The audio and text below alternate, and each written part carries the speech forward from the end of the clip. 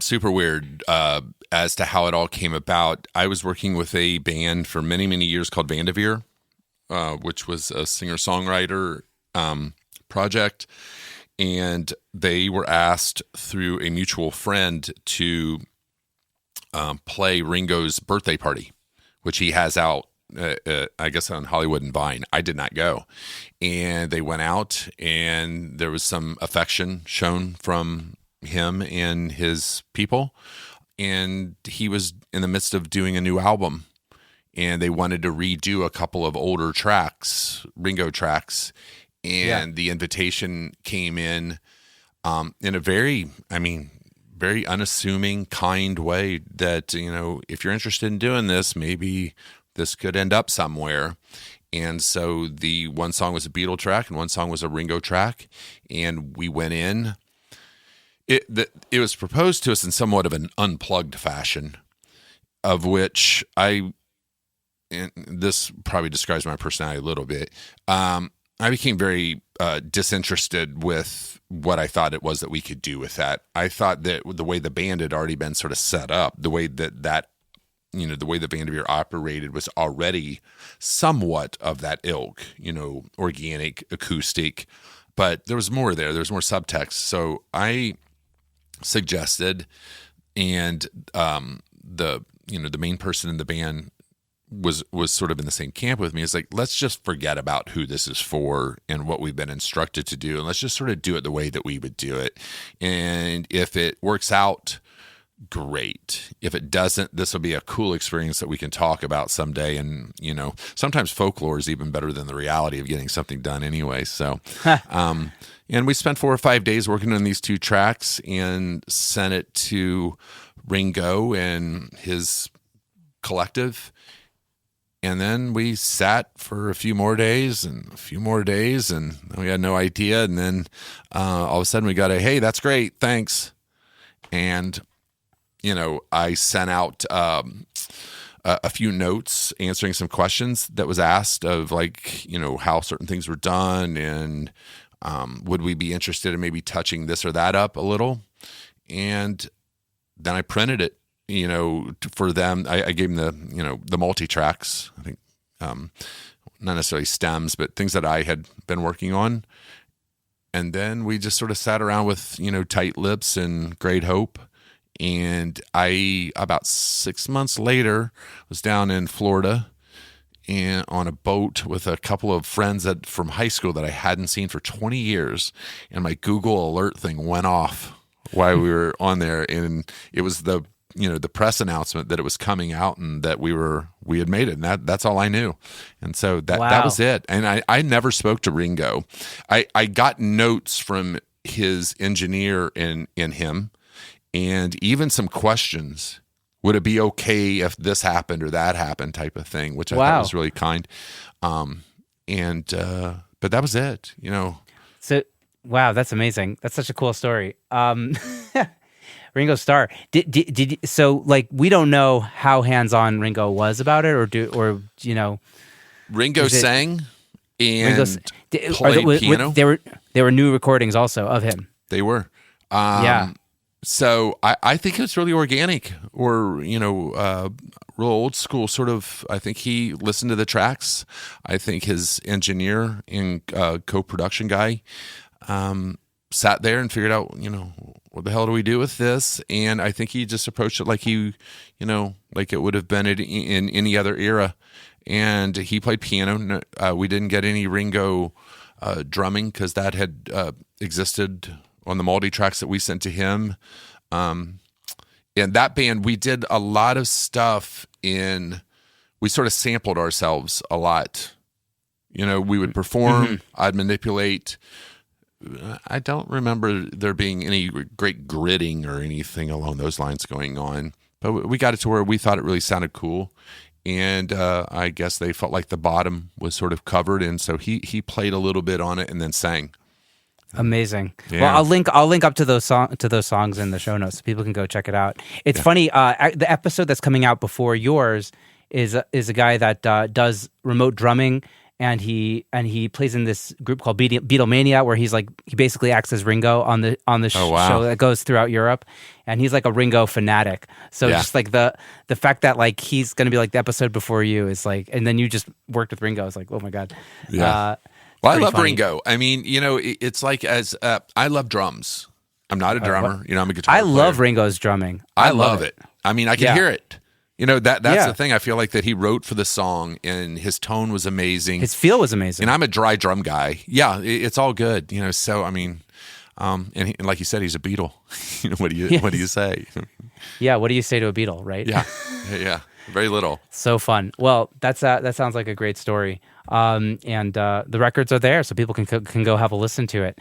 Yeah. Do you want to talk about any of the other like legacy artists that you worked with? Because you mentioned Bela Fleck, Michael McDonald, like all these. Any interesting stories?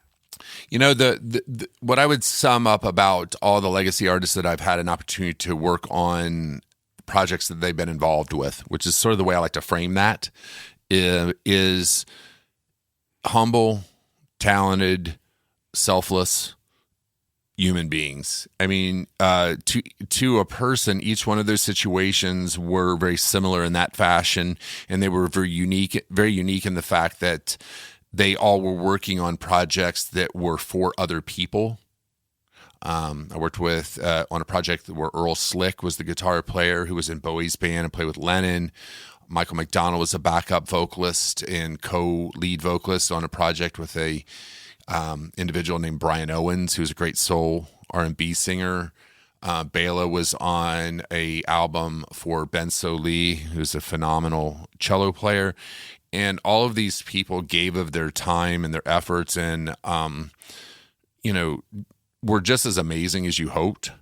And the one common thread that I would say is that you always are sort of thinking, I've got this really amazing ingredient that's going to be coming into this project. I'm going to do all this stuff with them. No one else has ever done this to Michael McDonald's vocal or Bela Fleck's, banjo or whatever it is. Yeah. And then you realize why they are what they are, because you don't really need to do much. And quite frankly, it's not a matter of even need. It's like you don't want to do much to them because you just want to capture it. You do. That's their gift. Yeah. So that is something, the voice or the, whether it's the instrument or the vocal voice, but like that artist's voice is, these people are coming also from an era where it wasn't about the manipulation or it wasn't about like the effect. Right. It was about the music and there's something to that voice that just is special. Like, people talk about like Aretha, I think I read in like Clive Davis's book about Aretha Franklin, like refused to do more than like 2 takes. And it's just like, that's her vocal. Like, take Absolutely. it. Yeah. Well, I think that the coolest thing is that each one of those people seem to be so willing to give of themselves in the fullest of ways. And their gift is not, it doesn't have any sort of timeline on it.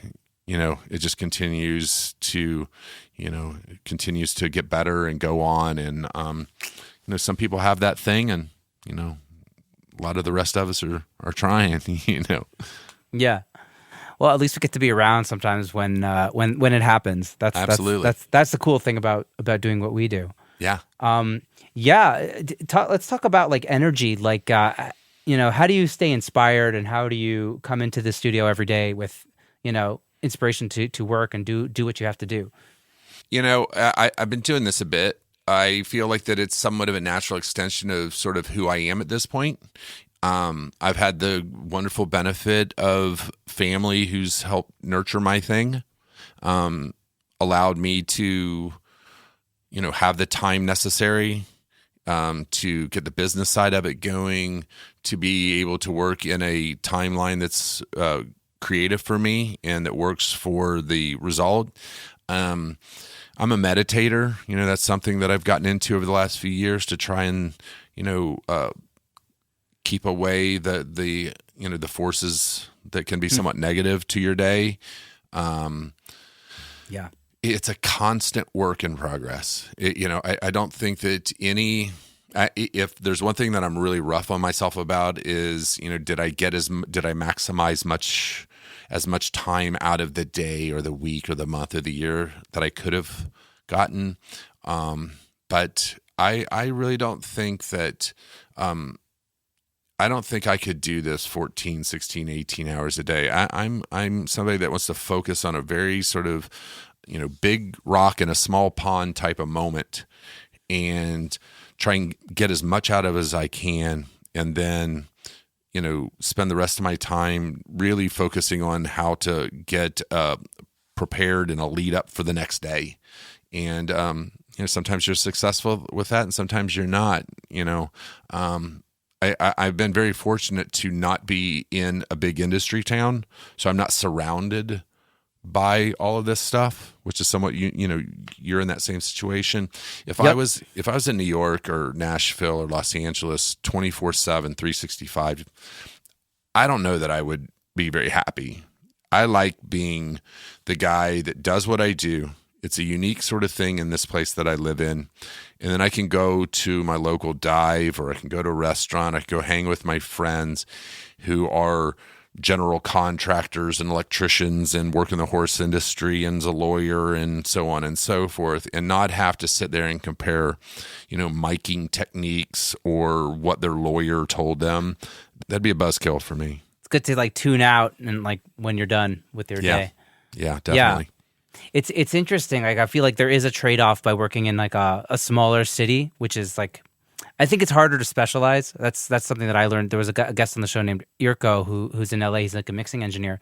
And he told me, it's yeah, you could do this anywhere, but if you want to specialize in one thing, you got to go to Nashville or LA. Otherwise, you're kind of doing a lot of the things. You're more of a jack of all trades, kind of within production, obviously, but yeah, I guess I'm sort of lucky. I'm only 3 hours from Nashville.